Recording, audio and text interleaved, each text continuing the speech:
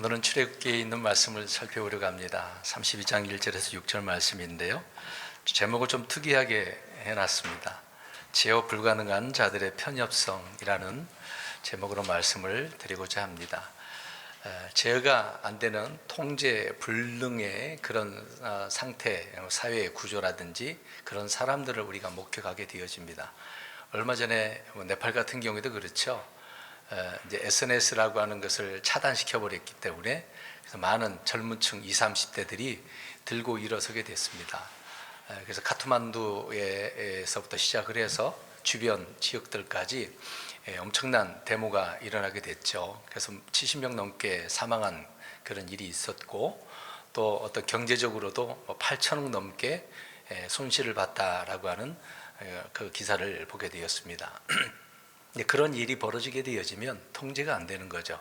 아무리 경찰들이, 군인들이 투입하더라도 그 순간 총으로 쏘고 억압은 이제 흩어지게 할 수는 있겠습니다만은 사람들의 분노를 가라앉히기가 힘들고 또 통제가 안 되기 때문에 강력한 뭔가 이루어져야 하는 그런 부분도 있을 것입니다. 아니면 시간이 좀 흘러야 되는 그런 부분도 있겠죠. 아무튼 이런 사회 어떤 나라의 문제들을 볼 때 참 심각하구나라는 생각도 하게 되어집니다. 꼭 네팔만의 문제는 아니죠. 우리나라도 과거의 역사가 있었고 또 지금에도 그런 현실들을 우리가 많이 목격하고 있는 부분도 있습니다. 미국 같은 경우에도 늘상 일어나는 부분이고, 기분 나쁘면 그냥 총으로 쏴 죽여버리는 그런 일들이 많죠. 또 그런 일들을 미리미리 계획을 해가지고 총을 숨겨놓고 어느 시점에 다 쏴버리는 그런 일들이 많습니다. 특히 이제 교회 안에 들어와서 총을 난사하는 그런 일들이 너무도 많이 일어나고 있는 거죠.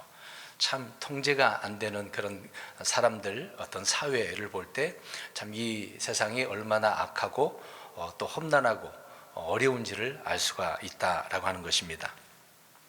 그러니까 뭘 얘기하려고 하냐면은 이런 통제 불능의 사람들의 문제점을 오늘 좀 다루려고 하는 것인데요, 그런 사람들은 앞으로 나아가지 못하는 사람들이라고 하는 것을 볼 수 있습니다. 눈에 보이는 것 때문에 분노하고 자신의 주장을 이제 어필하려고 하는 그런 부분이 많이 있겠죠.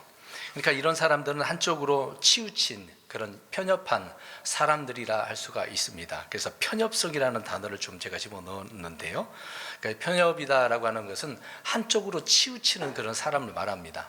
도량도 없고 좁고 너그럽지 못한 그런 사람들을 일컬어서 편협하다라고 그런 말을 사용을 하고 있죠. 오늘 이스라엘 백성들이 이런 모습을 보여주고 있는 것을 보게 되어집니다. 그러니까 그들은 민족적인 거잖아요.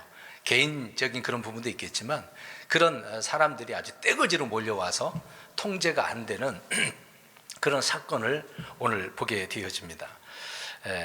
오늘 32장을 읽었습니다만은 좀 이따가 이제 출애굽기 20몇 장 우리 좀 살펴보려고 하는데, 모세는 주님의 명령에 의해서 산에 올라갔어요. 뭔가 말씀하고자 하는, 율법을 주시고자 하는 그런 부분이 있겠죠. 그래서 산에 며칠 동안 있었습니까? 40일. 그것도 이제 두 차례 또 이렇게 있었는데, 주님은 이 기간에 십계명을 비롯해서 율법을 주시고 또 성막을 제작해야 되는 그런 말씀도 주셨죠. 이제 문제는 그때에 거의 마무리되는 끝부분의 그 시각에 산 아래 광야에 있던 백성들에게 큰 문제, 어떤 변화가 일어나게 되었습니다. 자신들의 지도자인 그 모세가 오지는 않는 거예요. 산에 올라갔는데 내려오는 것이 늦춰지니까, 보이지 않으니까 군중들이 여기저기에서 막 술렁이기 시작한 거죠. 모세가 죽었나? 안 오네?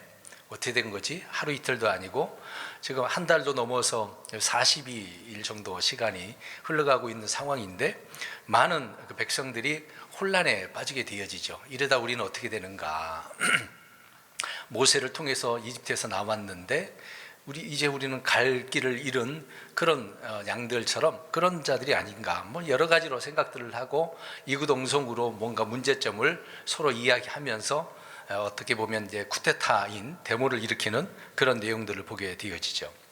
이걸 보면은 목자 없는 양떼라는 것을 우리가 생각해 보면서, 이제 수가 아무리 많다 하더라도, 수가 많은 그 무리라 하더라도 그들은 그냥 양떼일 뿐이죠. 목자가 없으면은 그냥 양무리일 뿐이다라는 것을 보게 되어집니다.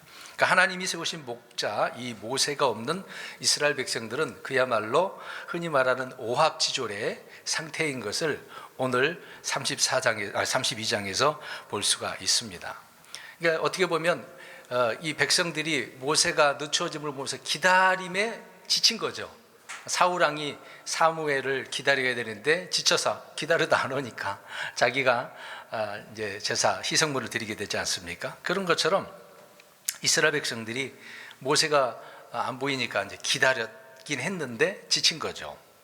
근데 그들은 모세가 하나님께 율법을 받기 위해 올라간 것은 알아요. 분명히 알아요. 하나님께서 부르셨고 명령하셔서 올라간다고 했으니까. 근데 언제 돌아올지 모르는 그런 상황에서 그들은 지치다 보니 시험에 빠질 수밖에 없다. 그래서 오늘 하나님께서 그들이 말하는 것을 듣고 읽지는 않았습니다만 7절에 8절에 말씀하고 있죠. 그들이 스스로 어떻게 했다고 합니까? 7절 끝부분에 부패했다라고 하죠. 스스로 부패했다. 시험에 이렇게 빠지게 되었다라는 것을 알게 되어집니다. 우리가 이걸 생각해 보면 기다리는 것에 지친 사람들은 늘 이렇게 시험 받게 되어지고 유혹에 빠질 수밖에 없는 것을 보게 되어집니다. 사냥꾼이 덫을 놓은 그런 올무에 쉽게 빠지게 되어지는 거죠. 주님의 재림이 언제인지 모르는 사람들은 늘상 기다림에 지칠 수밖에 없습니다. 저와 여러분들 주님께서 다시 오신다는 약속의 말씀들을 믿고 있으십니까? 그게 기다리십니까? 그런데 주님이 더디 오시고 계셔요. 지금 당장 안 오고 계십니다. 어떻습니까? 실망스럽습니까? 아니에요. 오신다 그랬는데 왜 안 오십니까? 어디 가보니까 뭐 날짜를 좀 계산해가지고 언제쯤 대략 언제 온다라고 그런 식으로 얘기하니까 그 정도 기다려보면 될까? 근데 그렇게 기다렸는데 또 안 오면 어떻게 할까요? 지치지 않을까요? 그래서 사람들이 낙심하게 되어지는 그런 경우를 보는 거죠. 그래서 죄를 짓는 겁니다. 언젠가 오시기는 오겠지만 내가 살아있는 때에 오시는가? 안 그러면 이제 죽고 난 뒤로 오시는가? 뭐 별의별 생각들을 다 하면서 죄를 지을 수밖에 없겠죠. 그것뿐만이겠습니까? 이제 재림에 대한 그런 오심에 대해서도 지치는 부분도 있겠지만 기도 응답 흔히 그렇잖아요. 여러분 지난 한 주간 동안 기도하셨죠? 안 하셨습니까? 안 하시면 안 되는데 늘 호흡을 하는 것처럼 하나님 앞에 뭔가 알아야 되잖아요. 주님을 높이기도 하고 주님이 누군가를 더 알고 싶고 다양한 기도를 하잖아요. 근데 대부분 우리가 나의 소원을 넣고 기도하잖아요. 하나님 이거 해주세요, 저거 해주세요. 대부분 우리가 뭘 달라고 주세요 주세요 하는 그런 기도를 하게 되어집니다. 근데 기도가 이제 하긴 했습니다만 응답이 안 돼요. 그럴 때 죄를 지을 수밖에 없다. 예수님께서 누가복음 18장에 또 그런 말씀도 하셨습니다. 어떤 한정된 시간이 정해져 있고 그 다음에 구체적인 응답이 있다라고 한다면 참고 기다리겠죠. 그 정도면은 짧은 시간이어도. 근데 문제는 언제인지 모를 때 사람들은 근심하고 걱정하고 낙심할 수밖에 없다. 고린도후서 4장 16절에 가서 보면 제가 읽겠습니다.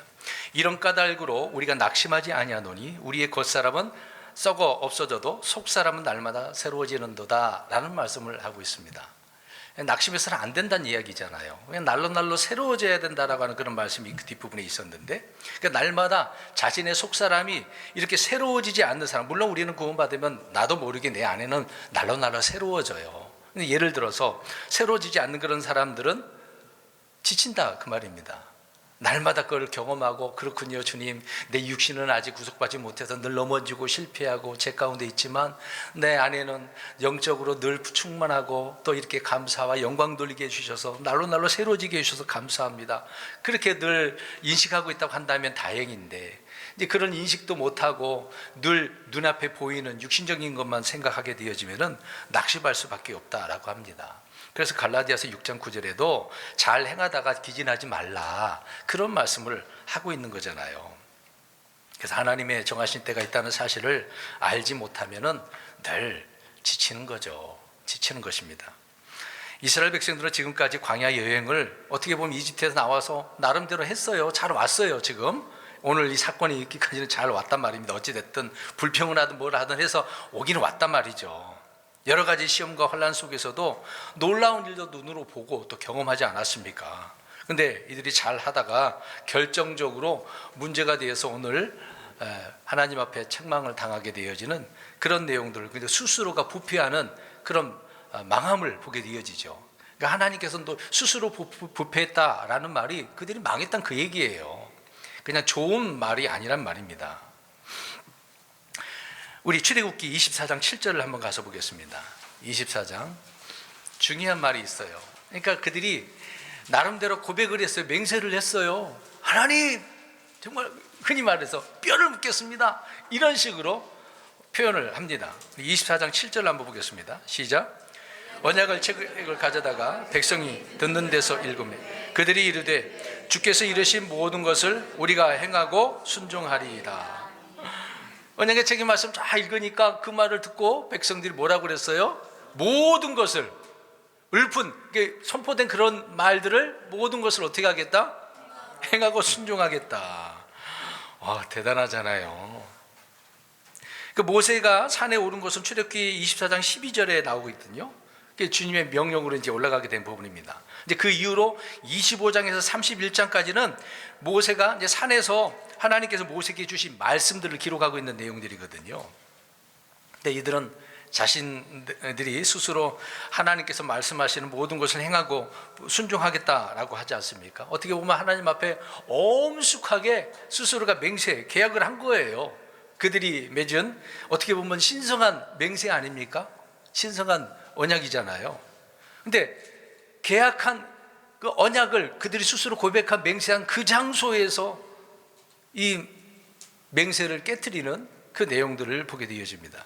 그러니까 그들이 맺은 율법은 그들의 죄성을 알게 할 뿐 죄를 막아주거나 죄성을 제거해 주지는 못하고 있는 그런 내용들이죠.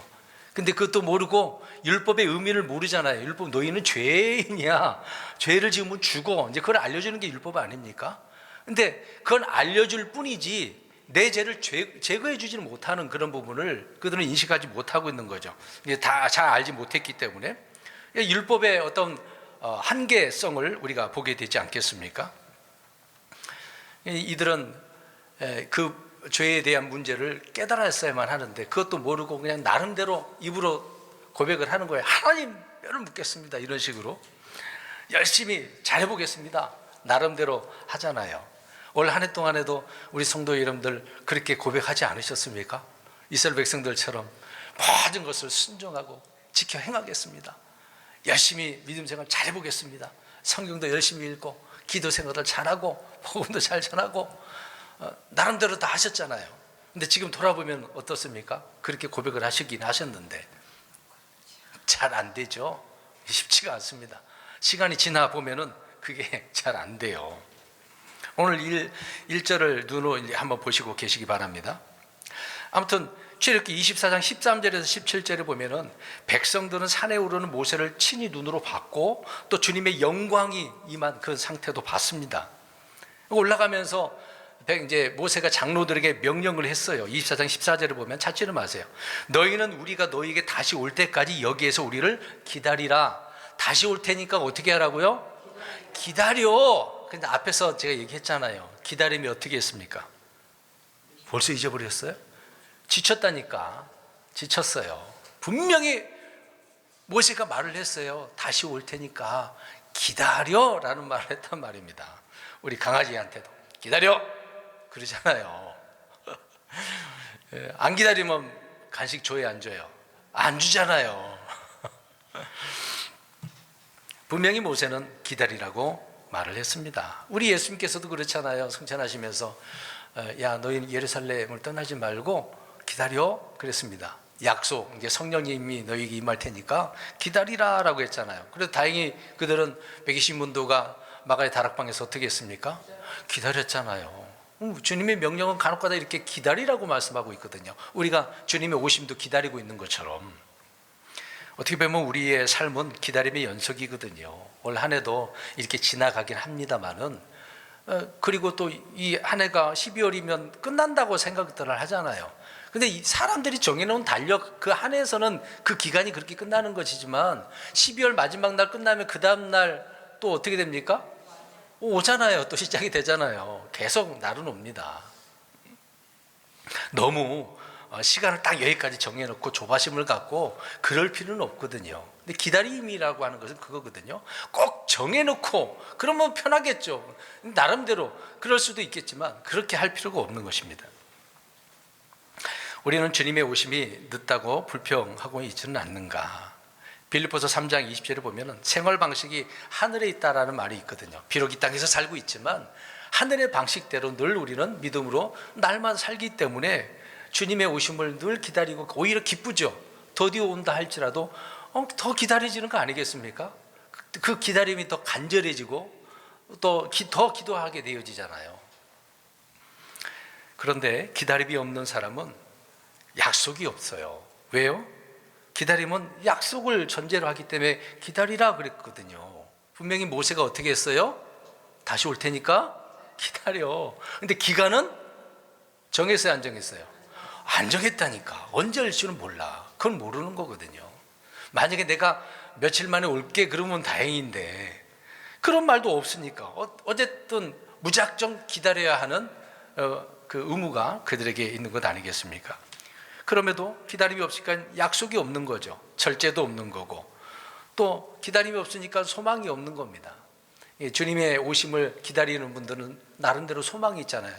디도서에 저 복된 소망이라고 하지 않습니까? 이런 소망이 있으니까 올 한 해도 또 감사하고 잘했든 못했든 올 한 해가 오히려 주님의 은혜였다라고 고백을 하게 되어지는 거죠. 근데 그런 소망이 없으면은 불평하죠. 하나 또 이렇게 살았습니까? 또 후회하면서 괴로워하면서 이거 어떻게 해야지? 대부분 사람들은 그래요. 집착하는 거예요. 제가 저번 주에 과거에 집착해서는 안 된다고 그랬잖아요. 또 이 달려갈 길을 잘 행했는데 잘 갔는데 문제가 생긴 거 아닙니까? 저번 주 말씀 기억나나요? 좀 앞으로 가야 되잖아요. 잘 행했으면 쭉 가야 되잖아요. 목적 지점까지. 근데 어떻습니까? 가다가 멈췄거나 아니 가지도 못하는 그런 상황이 있을 수 있는 거죠. 성격이 급한 사람은 기다려집니까? 못 기다리죠. 못 기다려요. 과거에 저도 엄청나게 급했거든요. 데이트 시간이 됐는데도 좀 늦는 것 같아서 짜증나고 교회 가야 되는데 좀 늦어서 혼자 가버린 경우도 있었어요. 성격이 너무 급해가지고 기다리는 걸 막 질색이어가지고 그랬었습니다. 나름대로 이스라엘 백성들이 그런 거죠. 모세는 40년간 이집트 왕궁에서 배운 것보다도 어떻게 보면 광야에서 더 배운 거예요. 이집트에서 나름대로 많은 지식들을 배우긴 배웠는데 주님에 대해서 알아요? 몰라요. 기다림에 대해서도 잘 몰라요. 광야 40년이 여러분 쉬운 줄 아십니까? 굉장히 힘들고 어려운 거잖아요. 왕궁에 있었을 때는 하나님을 만났습니까? 못 만났거든요.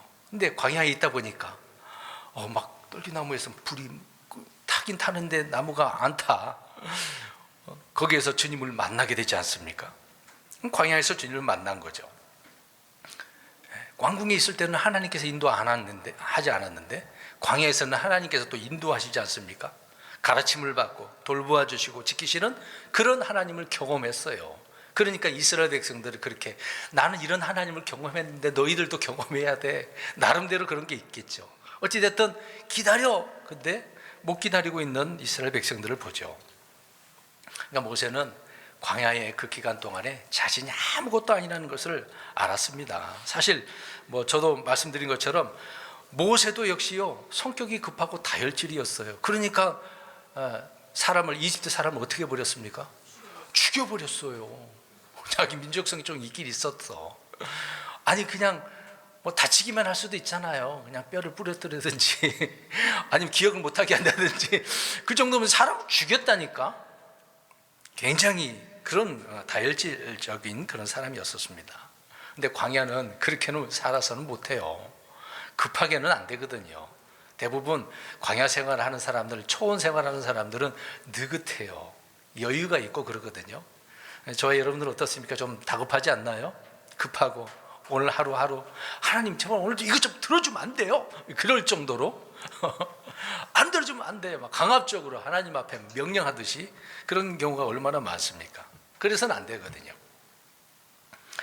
그러니까 이런 광야의 배움이 저와 여러분들에게도 필요한 것처럼 이스라엘 백성들에게도 지금 필요하고 있는 필요성이 있는 그런 시점이었다라는 것을 알 수가 있습니다. 모세는 산에 올라갈 때 며칠이라도 좀 기다리라는 확정적으로 말해줬으면 얼마나 좋겠습니까? 근데 실제 이제 며칠 걸린 거죠? 40일. 어떻게 보면 40일이라고 하는 그 기간이 뭐 고난이라는 의미도 있겠지만 시험의 기간이라는 것도 알 수 있습니다. 예수님께서도 이제 얼마나 기도하셨어요? 며칠 동안? 그때 그 기간이 얼마나 힘들고 어려운 상황이었겠습니까? 이제 그런 시점에 마귀가 짠하고 나타나잖아요. 이제 때가 딱 좋은 거잖아. 그런 시점에 시험 몇 가지 던져버리면은 자기가 성공할 줄 알았겠죠. 근데 예수님이 누구시겠습니까? 예수님 그렇다 치더라도 사람들의 문제죠. 이스라엘 백성들이 그런 것처럼 어떻게 보면 그 기간이 그 지나가는 기간은 잘 몰랐을 수도 있겠어요. 마음에 어떤 불안한 감도 있을 수도 있겠지만 그러나 끝부분에 가면은 그것이 딱 드러나게 되어지는 것입니다.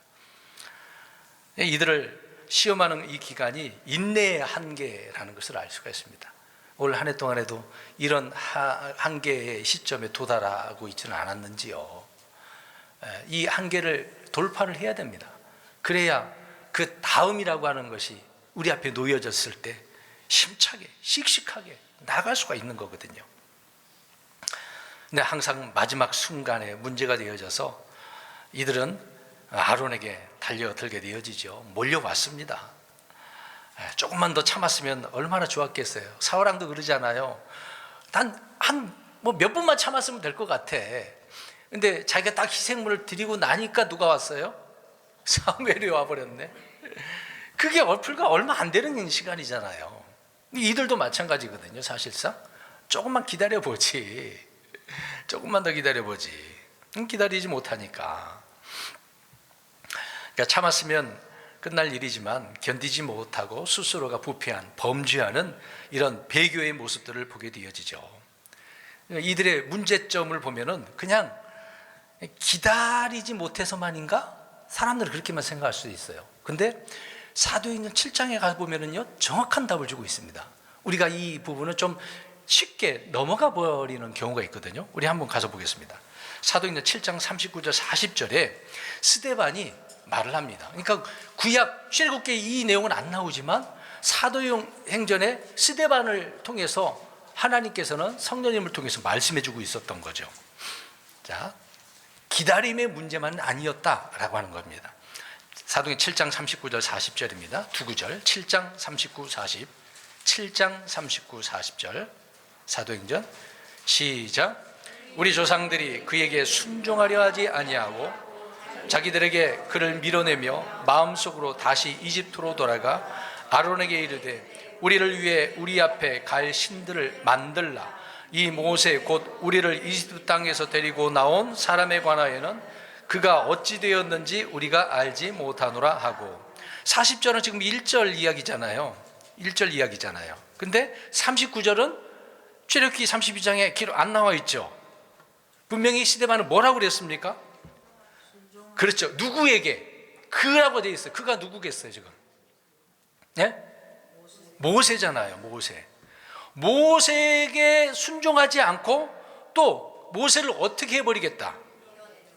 네, 밀어낸다. 마음속으로도 싫어. 저 모세 싫어. 모세하고 있었더니 이집트에 있었을 때도 힘들었잖아요. 근데 나왔는데도 어때요? 아니 바로 가면 되지 가나안 땅으로. 근데 가지 못하고 있는 그 이동 경로를 보게 되어지잖아요. 물론 그들이 불평한 부분도 있겠지만 계속해서 모세와 함께 하면은 어디로 갈 것 같아요? 어디에서 생활할 것 같아요? 그리고 이집트에서 먹고 싶은 거 먹어야 되는데 광야 생활에는 그런 게 있어요 없어요? 없죠. 하나님께서 주시는 뭘 먹어요? 만나밖에 없네. 또 불평하니까 또 고기도 달라고 하고 나름대로 또 고기도 주지만 완전 탐욕에 빠진 자들은 어떻게 됩니까? 죽죠. 백성들이 참을 수 없었던 것으로 시간도 뭐 그런 시간이겠습니다만은 순종하지 아니하려고 했다. 자기들의 마음속에서 밀어내려고 축출해버리려고 그래서 다른 지도자를 세우려고 하는 그런 모습들을 보죠. 자기들의 대장, 인도 지도자인 이 목자인 모세 싫다는 얘기예요. 이스라엘 백성들이 마치 예수님을 거부한 것처럼 이들이 지금 거부하려고 하는 거죠. 딱 아다리가 맞은 거예요. 그렇지, 이때다라고 지금 달려들게 되어진 그런 모습들을 보게 되어지죠. 그러니까 자기들의 목자고 지도자인 그런 자를 거부하는 그런 마음이 먼저 오게 되어진 거예요. 이들 속에.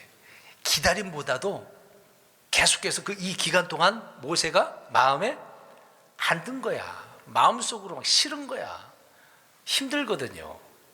사실 우리 성도님들 힘들죠. 매일 성경 읽으라 그러고 뭐 퀴즈 내기도 하고 그것밖에 안 하니까 뭐 지겹게 생각하는 분들 있을 수도 있겠지만 어떻습니까? 좀 눈에 보이는 뭔가 획기적인 걸 하면 좋겠지만 저는 뭐 그런 것도 안 하니까 했던 얘기 또 하고 뭐 그럴 수도 있겠죠. 어찌됐든 오늘 사도행전 7장 39절에서 스데반은 정확하게 말을 해주고 있습니다. 어찌됐든 오늘 32장에서 보면은 출애굽기 32장에서 이스라엘 백성들의 최초의 반란 사건이에요. 어떻게 보면 반란 사건입니다. 이제 모세가 안 오니까 기회다 싶어서 축출해야 되겠구나, 없애버려야 되겠구나. 근데 사실 모세가 그들의 목자고 지도자만 아니에요. 왕이었다고 나오거든요. 여러분 모세가 왕이라는 말 들어보셨어요? 못 들어보셨어요? 그럼 성경 읽어야 되겠네요. 신명기 33장 5절 신명기 33장 5절 뭐 나는 왕이다 그런 것은 아니겠지만 성경은 모세가 그렇게 이스라엘 백성들에게 목자고 지도자고 왕이었다 그런 말씀을 하고 있습니다. 33장 5절입니다. 신명기 33장 5절 시작. 백성의 우리머리들과 이스라엘 지파들이 함께 모인 때 그가 여수른 안에서 왕이었도다. 여수는 이스라엘 이야기하고 있는 거고 왕이었대잖아요. 왕. 모세가 왕이었었어요. 그러니까 자기들의 왕, 목자, 지도자를 어떻게 하겠다? 쫓아내버리겠다. 아우 싫어 받아들이기 싫다는 얘기죠. 그러니까 이들은 모세가 없는 세상을 원하고 있었던 거예요. 있으면 매일 광야 생활이니까 그의 통치를 받긴 받았는데 이제 모세가 없는 그 틈을 타서 어디로 가고 싶으니까. 그렇죠. 목적이 그거야. 모세가 있으면 갈 수가 없어. 하나님께서 모세를 통해서 계속 말씀하니까 다른 지도자를 생각도 안 한 거야. 그러니까 그들은 자기들이 세운 다른 지도자들 아니면 본인들 뭐 그러겠죠. 늘 돌아가려고 하는 그런 마음이 있었기 때문에 모세를 없애버리려고 하는 것입니다. 그러니까 이들은 자신들을 이집트에서 인도해내신 하나님을 어떻게 보면 무시하는 거 아닙니까? 모세를 통해서 뭔가 말씀해주고 있는데 우습게 보는 거죠. 그러니까 모세를 우습게 보는 것입니다. 반역하는 사람들의 이런 마음의 특징은 은혜와 감사를 몰라요. 모릅니다. 권위에 순종하는 법도 없고 그러니까 모세를 축출하려고 쿠데타를 일으키는 그런 내용들을 보게 되어집니다. 그러니까 하나님이 없이 또 하나님이 세우신 사람 없이는 모이는 그 모임은 늘 부패할 수밖에 없는 거죠. 창세기 11장에서 우리가 알다시피 사람들이 모였어. 뭘 쌓았어요? 하늘 높이 하나님까지 닿으려고? 바벨이라는 도시에서 탑을 쌓게 되어집니다. 흔히 말하는 바벨탑을 쌓은 거죠. 그러니까 그 이후로 계속해서 보면 사람들의 모임은 언제나 누구를 대적하려고 모이는 겁니까? 그렇죠. 개인적일 때는 말도 못 꺼내. 그러니까 혼자 하니까 자꾸 누구에게 말을 하는 거잖아요. 선동하는 겁니다. 선동꾼들은 항상 그래요. 혼자 그렇게 주장을 잘 못해요. 몰매 맞을까 봐. 계속 선동하고 또 그렇게 이렇게 거짓된 것을 좋아하는 사람들은 금방 전염이 되거든요. 여러분 생각해 이들이 스스로 모였나요? 왜 모였겠어요? 뭐 찬양하려고, 기도하려고? 그런 게 아니라 모세를 쫓아내려고, 마음속에서부터 밀어내려고. 그래서 아론에게 몰려들게 되어집니다. 오늘날 현대인들도 그렇지 않을까요? 어떻게 보면 지금 이 금송아지를 만들어 놓고 뭐라고 불러요? 하나님은 이집트에서 이끄는 신이 주라고 표현하고 있지 않습니까? 나름대로 뭘 만드는 거예요? 신을 만든 거예요. 그럼 신을 만들었으니까 그 신을 어떻게 하려고 하죠? 경배하려고. 경배하려고. 사람들은 그래요. 경배할 그런 대상을 만드는 겁니다. 누구를 위한? 자신들을 위한 거죠. 그래서 자신들 앞에 나갈 신을이라고 표현하고 있잖아요. 그런 신을 만들어 달라고 요구하고 있는 겁니다. 보이지 않는 신이 아니라 눈에 보이는 신. 그리고 그런 신이긴 하는데 누가 조종할 수 있는 신이에요? 그렇죠. 자기 자신이. 자기들이 조종할 수 있는 그런 신. 인간의 통제를 벗어나서 마음의 욕망을 이루어주지 않는 그런 신들은 싫다는 얘기예요. 우리가 통제하는, 우리가 원하는 그런 신. 많은 능력과 어떤 힘이 있지만 우리의 통제를 받을 수 있는 그런 신. 그래서 너무 똑똑한 신은 안 좋아. 말 많은 그런 신은 안 좋아. 자기들의 소원을 척척 받아줄 수 있는 그런 신을 원하는 것을 보게 되어집니다. 그것이 이집트에서 늘 봐왔거든요. 그게 좋아 보였거든요. 근데 광야에서 눈으로 직접 하나님의 권능을 봤음에도 불구하고 우리는 이런 신이 필요해. 그러니까 모세를 어떻게 해야 돼요? 쫓아내야 돼요. 쫓아내야 돼. 그래야 이집트로 가서 그 신을 섬길 거 아닙니까? 또 금송아지도 들고 갈 거 아니에요. 근데 그런 신이 있을까요? 없을까요? 이 세상에 그런 신이 있어요? 없어요? 없다니까. 근데 누가 만들어요? 자기들이 만든 거야. 이렇게 만드는 거라고요. 만들지 않으셨어요? 오늘 한 해 동안 만들지 않으셨습니까? 인간은 이런 신들을 만드는 겁니다. 그런 신들은 인간의 피조물에 어떻게 보면 지나지 않는 거죠. 사람이 만든 피조물의 신이죠. 사람들은 그래서 자신들이 만든 그런 신들을 경배하고 즐거워하고 찬양을 합니다. 오늘날 현대인들이 그러는 거잖아요. 자기들이 만들어 놓는 그런 하나님을 만들어 놓고 거기다 놓고 막 뛰고 즐겁게 하잖아. 오늘 이스라엘 백성들처럼 마음속으로 막 다양한 신들을 섬기고 있는 그런 현실들을 보게 되었습니다. 그러니까 그리스도인들조차도 성경이 계시하는 우리 하나님이 아니라 마음속에서 생각하고 상상하는 그런 상상적인 어떤 이상적인 하나님을 이미지 형상화 막 떠올리는 거죠. 그래서 기도하면서 하나님 이렇게 하면 이렇게 응답해 줄 거다. 그게 내가 만든 하나님이라고요. 주께서 원하시는 대로 해 주십시오. 어떤 일이든 감사하겠습니다. 받아들이겠습니다. 그렇게 기도하면 다행인데 내가 원하는 대로 해달라고 하는 것은 하나님을 어떻게 만든 거예요? 누구 하나님으로? 네, 나를 위한 하나님으로 만든 거거든요. 나를 위한 하나님.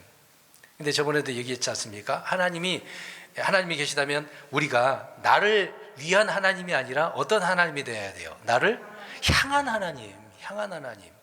나를 향한 하나님의 뜻에 내가 맞춰야 되는 거잖아요. 근데 나를 위한 하나님은 내 뜻에 하나님이 맞춰야 되는 거거든요. 내가 만든 신들은 그렇게 되는 겁니다.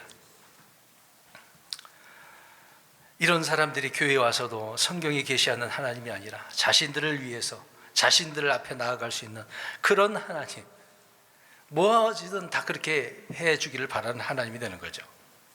그러니까 많은 교회에서 성경이 계시하는 하나님과 전혀 다른 하나님을 만들어 놓고 성도들이 기대하고 있고 또 목사들은 설교하고 있고 그래서 다 잘 될 것입니다. 고난 아무것도 아닙니다.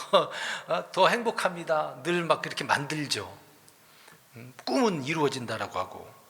근데 내 꿈이 이루어집니까? 주님의 꿈이 이루어져야 됩니까? 어떻습니까? 주님의 뜻이 이루어져야 돼요? 내 뜻이 이루어져야 돼요? 정말 그렇게 원하고 계셔요? 근데 소리가 그렇게 좀 확실한 것 같지 않네요. 주님 앞에 서게 되어지면 다 주님의 뜻이 이루어졌군요라고 고백하게 되겠죠. 오늘 2절을 보시기 바랍니다. 이제 하루아침에 이제 세상이 뒤바뀐 것처럼 그들의 혁명이 성공했거든요. 제사장이었던 아론이 굴복하게 될 수밖에 없어요. 이들의 반란을 어떻게 할 수가 없어요. 지금 오늘 제목처럼 어떤 상황이에요? 제어가 돼요? 통제불능의 상황에서 아론이 뭐 할 수가 없어. 모세도 없는데 본인이 뭘 어떻게 하겠어요? 어떻게 하겠어요? 지금 신을 만들려고 그랬으니까. 만들어야 돼요? 안 만들어야 돼요? 안 만들면 어떻게 되겠습니까? 지금 모세를 쫓아내는 것보다도 자기 목숨이 어떻게 됩니까? 이들이 하나같이 달려들면 죽게 되지 않겠습니까? 참 아론의 그 굴복은 모세를 중심으로 한 어떤 지도 체제가 완전히 무너지는 그런 상황을 보게 되어지죠. 이들의 압박에 압력에 순순히 복종할 수밖에 없게 되어지는 모습을 보게 되어집니다. 그래서 보니까 1절에 보니까 일어나 우리를 위해 우리 앞에 갈 신들을 만들라. 얼마나 강하게 얘기했겠어요. 그들의 요구대로 신들을 만들어 주기로 했는데 뭘 바치라고 합니까? 그냥은 만들어 줄 수 없잖아요. 만들려고 그러니까 뚝딱 어떻게 할 수도 없잖아요. 뭔가 재료가 필요하지 않겠습니까? 그러니까 만들려면은 일단 그 신 앞에 뭘 바쳐야 돼요? 헌물을 바쳐야 돼. 근데 문제를 잘 보세요. 너희는 그랬어요. 이렇게 너희 누구와 누구 아내들과 아들 딸들 그들이 뭘 하고 있었길래 귀걸이. 근데 그 귀걸이가 뭐라고? 금 귀걸이네요. 뭐 다이아 그런 것도 아니고 에메랄드 보석도 아니고 금이라고 하네요. 네, 그들이 원하는 신을 만들기 위해서 이들이 원하는 게 금송아지였구나 라는 것을 이제 우리가 이제 이해를 할 수가 있는데, 그러면 그 송아지를 만들려면 금이 필요하지 않겠습니까? 근데 남자들이 아니에요. 아내와 아들 딸들이라고 표현하고 있거든요. 이 아내와 아들 딸들은 그 남편의 말에 어떻게 해야 됩니까? 순종해야 되거든요. 허락을 받아서 모든 가족이 동의를 전제로 하는 그런 내용을 말해주는 내용 아니겠습니까? 이들이 귀걸이를 바쳤다라고 하는 것은 모두가 다 일치했다라고 하는 거잖아요. 이 내용이 출애굽기 21장을 보게 되어지면 종에 대한 이야기가 나오거든요. 평생토록 영원토록 섬기기 위해서는 귀에다가 뭘 뚫어요? 구멍을 뚫어요. 그렇잖아요. 그러니까 귀에다가 뭐 하는 거죠? 귀걸이 하거든요. 그게 뭐든 하여튼 보면 주로 이스라엘 백성들은 금으로 한 것 같아요. 이렇게 금 귀걸이, 이들이 귀걸이를 빼버리면 이제 주인을 섬기지도 않아도 되는 그런 의미잖아요. 종이라고 한다면 하나님의 종이 돼야 마땅하는 건데 이 귀걸이를 빼버렸다라고 하는 의미잖아요. 어떻게 보면. 그러면 빼버렸다라고 하는 것은 주인이 없다는 얘기잖아요. 필요 없다는 얘기지 않습니까? 그래서 우상에게 그걸 바쳐버리는 그런 내용들을 보게 되어지죠. 3절 보게 되어지면 사람들은 기꺼이 그래서 이것들을 어떻게 합니까? 뺏어 갖다 줘요. 헌물을 드렸어요. 바쳤어요. 생각해 보면 우상 숭배자들은 어떤 신자들보다도 정말 열심히 이렇게 헌신하는 것 같아요. 이것도 저것도 아무것도 잘 모르는 사람들은 시키는 대로 잘하거든요. 특히 이런 헛된 것에 우상에 빠지게 되어지면 굉장히 어떤 열심이 있습니다. 이런 종교심이 있는 거죠. 어떤 올바른 신앙을 능가하는 이런 열정, 노력, 헌신이 동반되기 때문에 대단한 사람들입니다. 가져오라고 그러니까 빨리 만들어야 되니까 가져올 수밖에 없었을 것입니다. 금방 갖고 온 거죠. 4절도 보십시오. 이들이 우상을 만들도록 바친 그 금은 사실 이집트에서 나올 때 어떻게 했습니까? 이집트 사람들이 줬어요. 빌려줬어요. 하나님께서 그렇게 하라 그랬거든요. 하나님이 주신 거잖아요. 그럼 나중에 이제 성막을 위해서 재료를 또 드린 부분도 있겠지만 어찌됐든 하나님이 주신 건데 그것을 가지고 지금 뭘 만들어요? 금송아지를 만드네요. 오늘날 교회가 바로 그런 위험성이 있지 않겠습니까? 이런 신앙의 한계가 있어요. 하나님이 없는 이런 믿음을 가지고 있는 잘못된 믿음을 가진 사람들의 이런 모습들을 보여주고 있는 거죠. 육신적인 성도들은 언제나 이런 배교할 준비를 하고 있는 거예요. 기회만 오면 이런 결행을 하는 거예요. 지금 이들의 입장에서는 모세가 안 오니까 이때가 지금 뭐다? 기회다라고 하는 거죠. 기회라고요. 어떻게 하면은 하나님을 안 섬기고 모세를 안 섬기고 안 따르고 자기들이 원하는 신을 만들어야 되니까 그러지 않겠습니까? 이런 예가 신약에도 또 나오죠. 예수님께서 이제 예루살렘을 가는 그런 과정 속에서 이제 종려나무 가지들을 가지고 주님을 찬양하잖아요. 호산나 호산나 하면서 이스라엘을 주의 이름으로 오시는 이스라엘 왕이다라고 하면서 찬송도 했단 말입니다. 그런 무리들이 예수님을 어디에다 못 박으라고 그랬어요? 십자가에 못 박으라고. 하여튼 무리들이 모이면 문제라니까. 모이면 이런 문제가 생겨요. 우리 성경 또 한 구절 보겠습니다. 시편 106편 19절에서 21절을 보시기 바랍니다.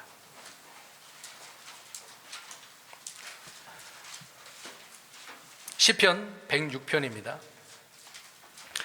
이들의 한 그 행동을 묘사를 잘 해놨어요. 106편 19절에서 21절 다 같이 읽겠습니다. 시작. 그들이 호렙에서 송아지를 만들고 그 부어 만든 영상에 경배함으로써 이같이 자기들의 영광을 풀 먹는 소의 모습으로 바꾸었도다.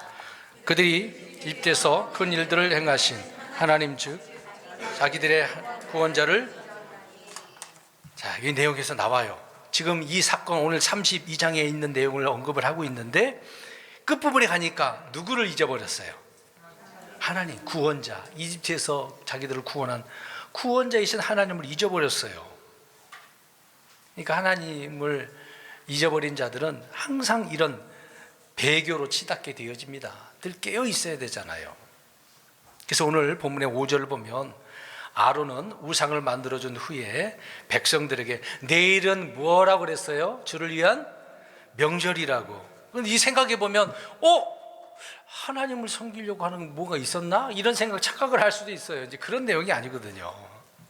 근데 이스라엘 절기상 3, 4월에는요 주를 위한 명절이 없었어요. 다만 우상을 만들고 백성들이 그것을 신들로 선포하고 기뻐했기 때문에 어떤 종교적인 그런 색채를 입혀주는 것뿐이었어요. 아론이 너희들이 경배의 대상 만들었으니까, 이거 만들어놨으니까 그걸로 끝나면 안 되잖아요. 그러니까 종교적인 색채를 입혀준 거예요. 그래서 주를 위한 뭐다? 명절이다. 이거 그들은 나름대로 또 하나의 그 명절을 세운 거죠.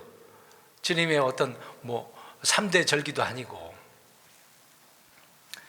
어떻게 보면 아론은 금송아지를 만들어 주긴 했습니다만은 그들이 주의 명절로 지키도록 유도하고 있는 것을 보게 되어집니다.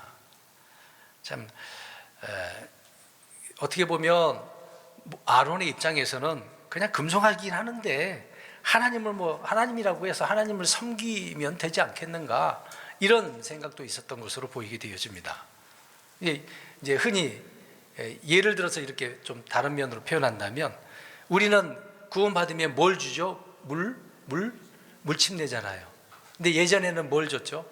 우리 개신교 있었을 때 물에 잠기는 게 아니라 물 뿌리는 세례를 준 거잖아요. 근데 생각을 하는 거예요. 그냥 세례를 받더라도 침례와 같은 정신과 그런 사상, 믿음을 가지면 되지, 그런 생각을 갖게 되는 것입니다. 크리스마스는 12월이니까 사람들 막 그런 얘기 하잖아요. 크리스마스를 우리가 지키더라도 성탄의 정신을 유지하고 그것이 이교도의 관습이긴 합니다만은 그냥 우리가 올바른 마음을 가지면 되지, 그렇게 생각하는 사람도 있는 거죠. 그러니까 이런 식이란 얘기예요. 이런 식으로 아론이 지금 이렇게 한 거예요. 주를 위한 명절이라는 표현이 뭔가 색채를 입혀놓고 그렇게 하면은 하나님을 잘 섬기는 것처럼 착각을 하게 되어지는 거죠. 오늘날 현대 교회에 대해서 이런 식이라는 얘기입니다. 우상 숭배 이런 것들이 바벨론 종교잖아요. 뭔가 만들어 놓고 그걸 하나님이라고 하고 있으니까. 6절을 보시기 바랍니다. 백성들은 아론의 말을 들은 후에 다음 날 어떻게 표현하고 있어요? 한번 보세요. 그들이 일찍 일어났어. 또 참 이럴 때는 또 부지런하네. 광야 생활 안에 좀 느긋함도 여유도 있겠지만 또 일찍 일어나서 헌물을 또 들고 나오는 것을 봅니다. 그래서 이들이 뭘 합니까? 무슨 헌물을 가져왔다 그랬어요? 번제 헌물, 화평 헌물. 자, 헌물도 여러 가지가 있거든요. 근데 이들은 지금 무슨 헌물만 드리고 있어요? 번제 헌물, 화평 헌물. 그 잘못에 대한 헌물은 무슨 헌물이라 그래? 죄의 헌물이잖아요. 속죄, 죄의 헌물. 근데 이들은 죄의 헌물이 아니라 무슨 헌물? 번제와 화평원물. 그래서 끝부분에 보니까 뭘 했어요? 앉아서 먹고 마시며 일어나서 뛰놀다. 뛰놀았다는 말이 뭐예요? 춤춘 거잖아요. 좋다라고 막 춤춘 거잖아요. 미리암과 아론이, 모세가, 다윗이 춤추는 그거하고 차원이 다른 거예요 지금. 종교적인 혼합 상태를 보여주고 있는 거죠. 잘못된 제사 제도를 그들은 하게 되어지는 겁니다. 고린도서에 보면 바울이 얘기하죠. 그들은 홍해에서 침례를 받았어. 영적 반석에서 물을 마셨어. 하늘에서 내려온 영적 그런 빵을 먹었어. 그랬는데 지금 이런 모습으로 종교적인 형태를 갖추고 있는 것을 보게 되어지죠. 오늘날 이런 것을 볼 때 저와 여러분은 어떻습니까? 한 해가 이렇게 지나가면서 우리는 그런 종교성으로 주님을 섬겼는지, 아니면 정말 뜨겁게 주님을 사랑하고 주님의 오심을 기다리면서 오늘도 내일도 어떤 일이 벌어지든 믿음을 따라 사셨는지. 여러분, 오늘 이스라엘 백성들은 죄의 헌물을 드리지 않았어요. 자기들의 죄를 사해 주시도록 기도하지도 않고 회개하지도 않고 그냥 어떤 제사의 핵심이 빠져서 먹고 마시는 데만 신경 쓰는 거죠. 오늘 이 경배의 시간이 그냥 한순간에 한 시간으로 끝나버리면 의미가 없는 거죠. 주님의 의미를, 구원의 의미도 알고 죄에 대한 것을 깨닫고 우리 주님이 누구신가를 알고 그런 가운데 주님을 섬기는 복된 시간이라고 한다면 하나님께서 얼마나 기뻐하고 또 우리에게 큰 은혜와 감동을, 말씀들을 주시겠습니까? 근데 이것이 없다고 한다면, 핵심이 빠져 있다고 한다면 잘못된 거죠. 오늘날 교회에서 목사들이 죄의 설교를 해야 되는데 죄의 설교는 안 하고 다 잘 될 겁니다. 성공할 겁니다. 형통할 겁니다. 힘내세요.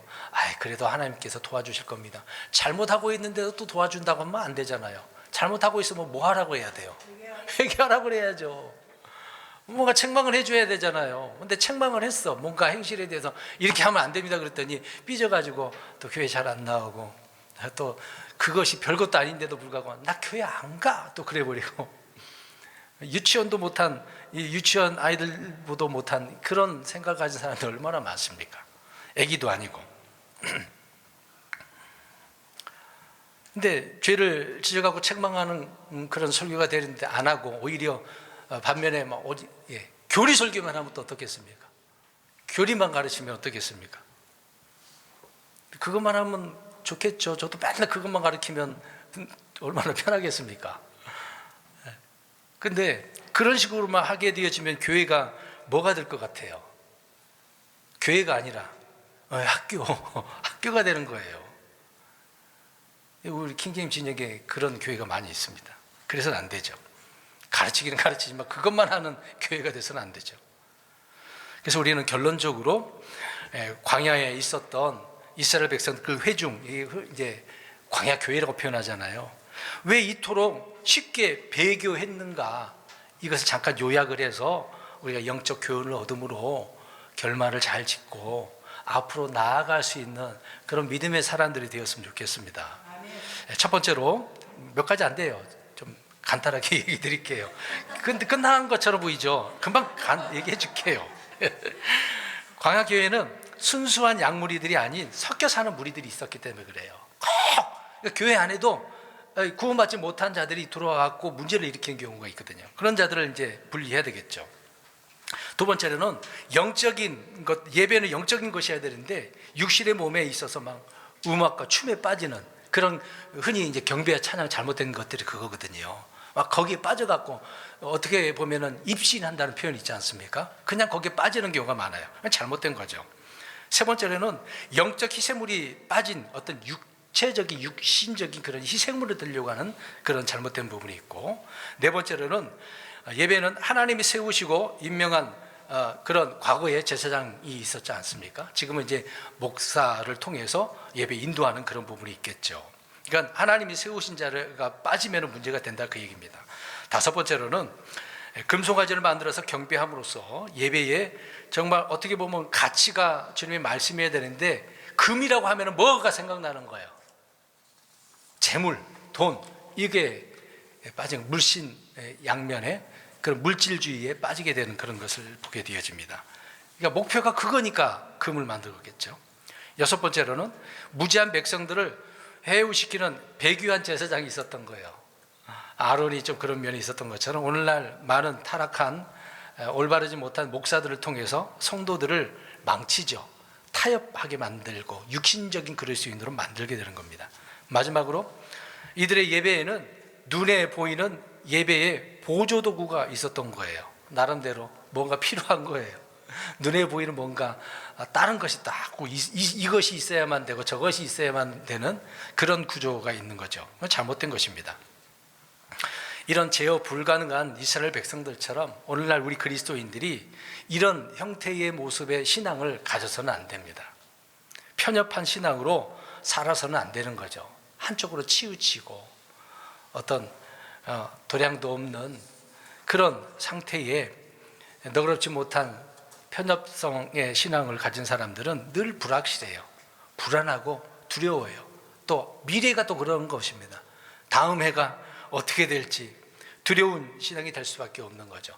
우리는 그런 믿음으로 살아가서는 안 되지 않겠습니까? 오늘 이스라엘 백성들의 잘못된 것들을 통함으로 교훈을 얻어서 제어 불가능한 그런 자들의 편협성을 담지 않고 늘 주님 안에서 말씀으로 하나가 되고 통제가 되어지고 주님이 목자라고 한다면 그 음성을 듣고 따라 나가는 저와 여러분들의 믿음의 삶이 되시기를 주의 이름으로 축원드립니다.